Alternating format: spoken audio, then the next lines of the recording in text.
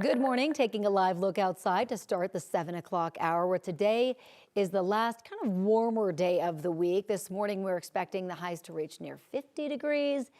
After today, we're going to cool down real fast, where we could see snow Friday and Saturday. Pretty sunrise shot, though, right there. Good morning. Thanks for joining us here at 7 o'clock. I'm Drew Carney. And I'm Corey Rose. Let's get a check of the forecast right now. Katie's joining us. You're talking about an Arctic blast. Yeah, so the temperatures, it's cold outside this morning, but just to put it in perspective, on Friday, the low 20s will be our daytime highs with single-digit lows ahead. So an Arctic air mass set to impact Colorado. Some big changes in the forecast Friday and Saturday with, yes, some more snow on the way. Probably could have done with a warmer jacket out here this morning if I wasn't out here for more than 5 minutes. But let's take you to the forecast. Sun is shining. It's going to be a really pretty start to the day all across the state. Not a lot of cloud coverage expected. And yes, highs will reach around 50 degrees. Upper 40s expected out of the airport today. Winds will stay relatively calm. It turns cooler with our next front rolling in over the northeastern corner of Colorado tomorrow, and then all of the states set to be impacted by some frigid air and also a good chance for more accumulating snow, especially in the mountains where we absolutely need it.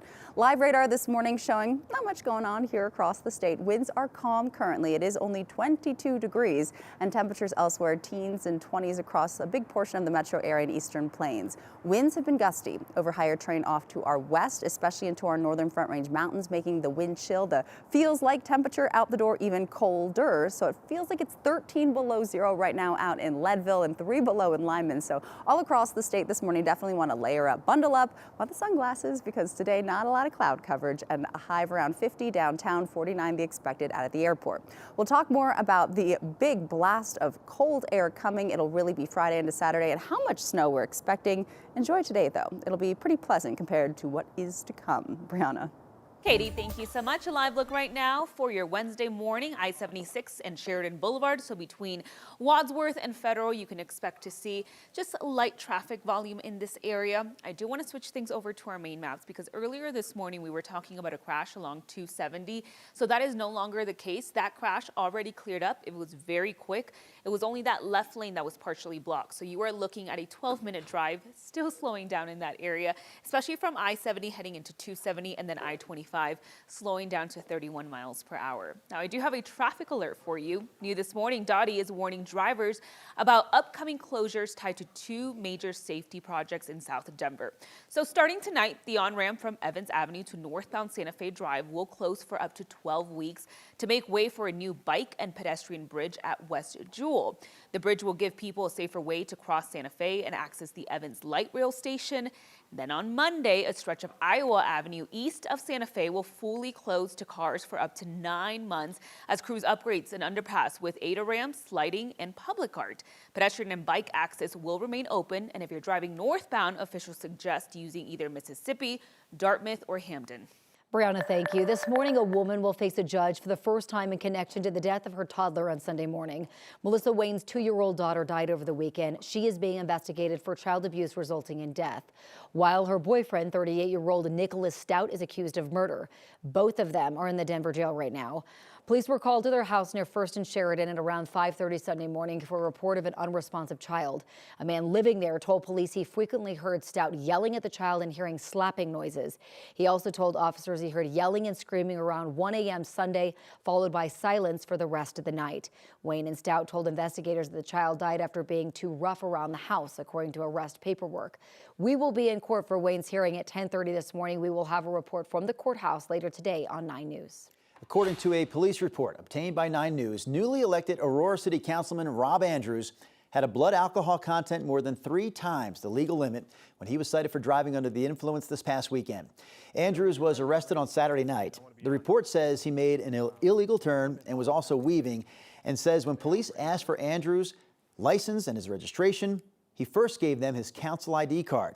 He then admitted that he was drinking at an event at Stanley Marketplace about 8 miles away. That's a 25-minute drive from where police arrested him.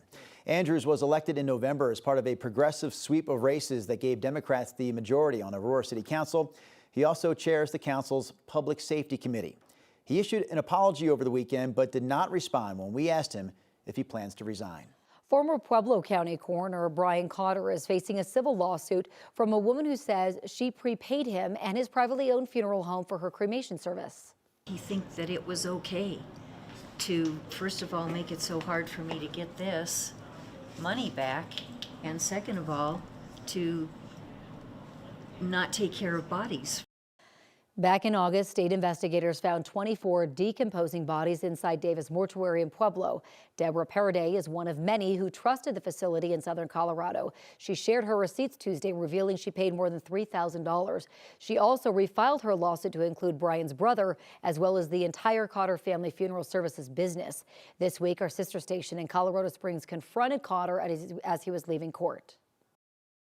The public would like to hear from you as to what happened. If you'd be open to explaining your side. Go take a walk in Lake Pueblo. Mr. Cotter, what about the jars of bones and human remains that Dora said that they found in your mortuary? Do you have any comment? And then we have these. Mr. Cotter, what about Debbie Paraday and the money that she had prepaid for her cremation contract? Will you be able to offer those services? This legal case will return to court on March 3rd. As for criminal charges, they have not yet been filed. ICE may be bringing more detention centers here to Colorado. Documents obtained by the ACLU show the next facility could be coming to Hudson. 9 News reporter Janelle Finch joins us now live with more on those documents. Good morning, Janelle. Good morning, Drew. Tonight, the town of Hudson is hosting its first regular town council meeting since the ACLU of Colorado shared those documents. It's not an agenda item for discussion, but it's likely to come up in public comment. In more than 300 pages of records, ICE can be seen calling the old Hudson prison the Bighorn Correctional Facility. But legal experts say heavy redactions leave them with more questions than answers. This round of documents comes after the ACLU filed 2 lawsuits against ICE over the last year. One of those documents is a letter contract from ICE to the GEO Group. This is the same group that runs the ICE facility in Aurora. The letter contract was dated December 1st, 2025, with all terms and prices redacted. The ACLU says if Coloradans' tax dollars are being spent on ICE's expansion, taxpayers should know how they're being spent. I think there's a growing concern that ICE is out of control. And here in Colorado, they're trying to expand detention without anyone knowing about it, without any details. You heard it there. The ACLU claims ICE has not been transparent about its plans. I reached out to the Hudson mayor and GEO Group. The GEO Group referred me to ICE, and no one responded to my questions. But I'll keep pressing this morning. Janelle Finch, 9 News. We appreciate it, Janelle. Thank you. Unions representing police officers and firefighters in Federal Heights are calling out one of the city leaders. They're calling on the city council to investigate city manager Jackie Halbert. When our confidence erodes, it erodes with you guys too. People in Federal Heights came out on their Tuesday night to speak out against her.